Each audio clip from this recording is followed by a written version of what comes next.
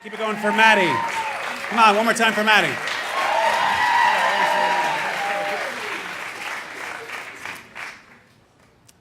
When my mother was a child, she was treated horribly by my grandmother, and she could never get over it.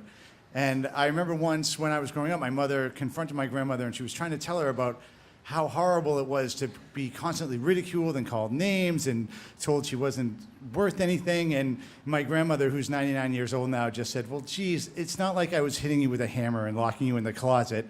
And it's true, but as a result of that, I grew up with a mother who was really anxious, and she was really anxious and often depressed, and she never really learned how to be a good, strong, supporting mother to her own kids. And she had this desperate need to fit in and to be accepted by people, and that often came at the expense of my brother and I. So it's 1983, and I'm 12 years old, and I'm going on 13, and I decide that I want to change up my look a little bit. You know, it's time to get rid of the tough skin jeans and the t-shirts with superheroes on them, and I want to start looking cool. And so I had just read The Outsiders by S.E. Hinton, which I don't know if you remember. I love that book. And then the movie came out right after I read it, and I don't know if you remember how cool that movie was, but it had a virtual powerhouse cast. It was Patrick Swayze and Rob Lowe and Emilio Estevez and Matt Dillon and C. Thomas Howell and Ralph Macchio. And every one of them was super cool in my eyes, and they all had great hair. And my hair at the time was really, really thick and really, really straight. And I saw this movie, and I decided, like, this is what I want to emulate my look after. So I went and I got, like, faded jeans and a denim jacket, and I always had a comb in my back pocket. And one day after school, I walked over to Ron's barbershop, which was a couple of doors down from my parents' candy store.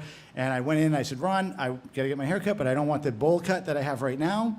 I want to have a really cool haircut like the guys from The Outsiders. Maybe like feather it, part it down the middle and feather it like Soda Pop, or slick it back like Two Bit, or maybe just have it get scruffy and kind of cool looking like Pony Boy. And he's like, yeah, whatever, we can do whatever you want. And so he sits me down, he starts cutting my hair, and right away it becomes evident that my hair is not going to cooperate with us. It's as I said, it's thick and it's straight, and it wants to stay thick and straight. So he's working on it, and he's trying to cut it shorter to gain a little bit of control over it, and all of a sudden he cuts it too short, and now my hair kind of looks like a microphone.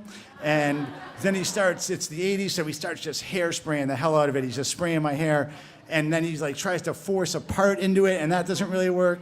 So he starts to sort of scruff it up a little bit, and it's not really working, and nothing's happening. And then after a little while, he just sort of shrugs his shoulders, and he says, you know, Matty, I think this is as good as it's going to look, and which are not the inspiring words you want to send a self-conscious 12-year-old out into the world with. So I walk down, I leave, and my hair is a mess, and I'm feeling incredibly self-conscious, and I feel like I'm going to cry. And I go into my store, my parents' store, and there's two people in there. It's my mom, and talking to my mom is this girl from my class that I have like the hugest crush on. And so I see them, and I turn because I'm going to try and hide my hair. I'll just pretend I'm looking at something on the wall, but it's too late. They've already seen me. And on top of that, the wall I'm looking at is actually just a big mirror, so they can see it. And I can see them behind me, and I'm hoping like my mom might say something nice and sort of encouraging, like, oh man, it looks great. You look just like Ralph Macchio. But she doesn't say that. Instead, I see her nudge the girl that I have a crush on and point at my head and do a silent belly laugh. And then the girl that I like just starts hysterically laughing. And to quote my grandmother, you know, she wasn't locking me in a closet and hitting me with a hammer, but when you're a shy, awkward 12-year-old and your mom gets the girl you like to laugh in your face, that kind of cuts deep. It sticks with you for a while to the point where you bring it up 35 years later in a room full of strangers. And as a kid, it was just one of so many times where I felt like betrayed and humiliated by my mom. And, you know, I never felt like I could trust her or I could count on her. And as an adult, it really fed into the fear I had of having a kid of my own. I didn't want to repeat the cycle of parenting. I didn't want to make a kid feel the way I felt when I was growing up. And as I got older, I think my mother really wanted to make amends. She realized she didn't want to have the relationship with me that she had with her own mother. So she really tried hard to make it up to me. And I do believe that, you know, she is really sorry about the way she treated both my brother and I.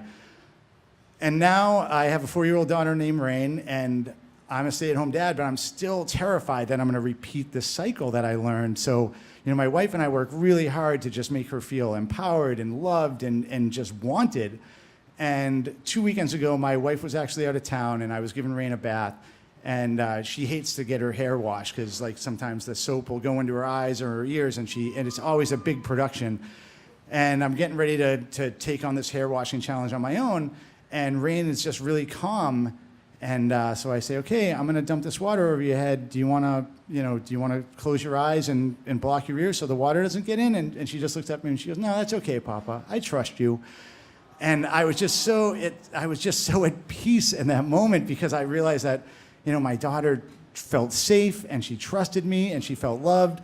And even though that I grew up feeling the exact opposite of how she was feeling right now, I felt like maybe I was breaking that cycle and maybe I was actually a pretty good dad. Thank you.